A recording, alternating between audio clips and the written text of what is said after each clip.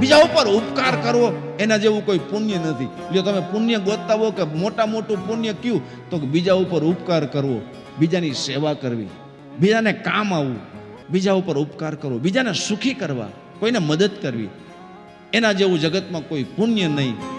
અને પાપાય પર પીડ, બીજાને પીડા આપવી એના જેવું કોઈ પાપ નહીં. આપણાથી કોઈ વ્યક્તિ દુઃખી ન થવું જોઈએ, યાદ રાખજો. સાહેબ તમને ખબર નથી, અત્યારના વિજ્ઞાનીએ કે સાબિત કરી દીધું કે ઝાડવામાં જીવ છે. કોઈ દી સમજ્યા વિનાનું ઝાડવું કાપવું નહીં, કારણ વિનાનું તણખલું ઉપાડવું નહીં.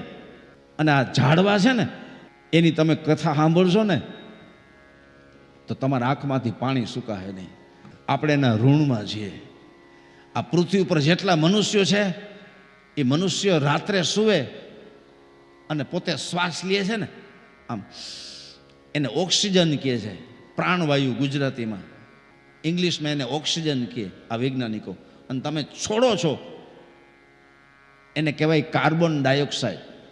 તો ઝાડવા બધા કાર્બન ડાયોક્સાઇડ લઈ લે છે અને મનુષ્યને જીવવા માટે ઓક્સિજન ઝાડવા આપે છે. બાકી ઝાડવું ખતમ થઈ ગયું એટલે મનુષ્યની એક જાત પૃથ્વી પર સુરક્ષિત નથી, કોઈ માણસ જીવશે નહીં.